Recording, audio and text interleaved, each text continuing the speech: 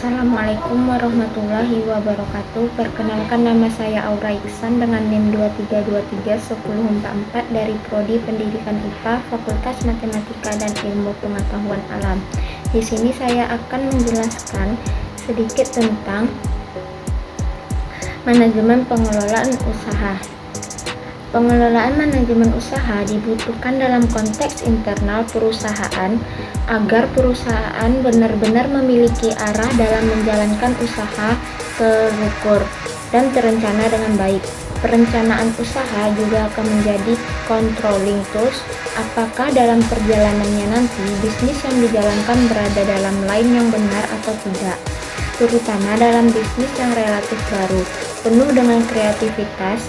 Perencanaan usaha juga semakin dibutuhkan. Beberapa manfaat yang diperoleh dari pengelolaan usaha adalah: yang pertama, memilih bisnis yang feasible untuk dijalankan berdasarkan studi kelayakan yang dilakukan. Yang kedua, memiliki usaha yang berbadan hukum jelas. Dan yang ketiga, memiliki laporan keuangan atau bermanfaat untuk kelangsungan usaha, keuntungan optimal, pengajuan kredit. Yang keempat, ada memiliki perencanaan pengembangan dan operasional usaha yang jelas untuk menjalankan manajemen usaha. Diperlukan beberapa tahapan, yaitu identifikasi peluang bisnis. Identifikasi peluang bisnis dimulai dari mencari gagasan produk atau jasa usaha baru. Gagasan tersebut bisa berasal dari kebutuhan, hobi atau kesenangan, mengamati kecenderungan atau tren, mengamati kekurangan produk atau jasa yang telah ada, serta mengamati lingkungan sekitar. Mengapa tidak terdapat? Dengan mengidentifikasi peluang yang ada, kemungkinan kita untuk mendapatkan ide atau gagasan bisnis yang mungkin selama ini belum terpikirkan oleh orang lain. Setelah mengidentifikasi peluang bisnis dan mendapatkan ide atau gagasan produk atau jasa baru yang akan dilaksanakan, langkah selanjutnya adalah membuat perencanaan usaha atau business plan. Dinyatakan oleh David Banks Jr. bahwa seorang pengusaha yang tidak bisa membuat perencanaan sebenarnya merencanakan kegagalan. Suatu rencana kerja yang dibuat tertulis dan resmi guna menjalankan perusahaan business plan merupakan perangkat tepat untuk memegang kendali perusahaan dan menjaga agar fokus usaha perusahaan tidak menyimpang. Memulai usaha baru tidak tepat kiranya jika langsung dalam bentuk usaha besar. Memang ada pengusaha yang langsung membuka usaha besar tanpa mempunyai pengalaman lebih dahulu. Akibatnya, jika usaha besar ini mengalami benturan-benturan bisnis, maka akan timbul kepanikan bagi pemiliknya sendiri, dan perusahaan semacam ini gampang jatuh atau mengalami kegagalan. Memulai wirausaha dalam bentuk usaha kecil akan memberikan pengalaman demi pengalaman dalam mengelola usahanya.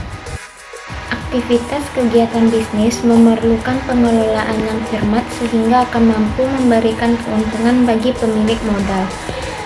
Perusahaan yang mampu mengelola usaha dengan baik akan mampu berkembang dan memperoleh kesuksesan, sedangkan usaha yang tanpa pengelolaan yang baik lambat laun akan mengalami kemunduran dan kalah bersaing dengan usaha yang lain. Manajemen pengelolaan usaha merupakan proses pencapaian tujuan organisasi melalui tahapan perencanaan, pengorganisasian, pengarahan, dan pengendalian SDM dan sumber daya lain yang dimiliki oleh usaha bisnis. Kita masuk ke fungsi manajemen. Yang pertama, perencanaan atau planning. Perencanaan merupakan fungsi awal manajemen yang dimulai dari penetapan tujuan dan kemudian menetapkan perencanaan untuk mencapai tujuan tersebut. Perencanaan berhubungan dengan tujuan yang akan dicapai di masa datang. Berdasar tentang waktu pencapaian tujuan organisasi dapat dikelompokkan menjadi tujuan jangka panjang, tujuan yang dibuat untuk jangka waktu yang cukup lama, biasanya lebih dari 5 tahun, dan merupakan panduan suatu organisasi akan berkembang dan menjadi perusahaan seperti apa. Yang kedua, tujuan jangka menengah. Tujuan yang lebih cepat, waktu pencapaiannya, dan biasanya merupakan penjabaran dari tujuan jangka panjang yang coba akan dicapai pada rentang waktu yang lebih singkat. Periode pelaksanaan biasanya 1-5 tahun. Yang ketiga, tujuan jangka pendek. Tujuan yang disusun untuk waktu kurang dari 1 tahun yang berhubungan dengan operasional rutin organisasi. Materi selanjutnya kita masuk ke level manajemen. Manajer adalah anggota organisasi yang bertanggung jawab atas kinerja anggota lainnya. Dalam suatu organisasi, manajer memiliki wewenang formal untuk menggunakan sumber daya organisasi dalam membuat keputusan. Dengan kata lain, manajer juga dapat diartikan sebagai pimpinan dalam sebuah organisasi dan juga sebagai pelaku manajemen.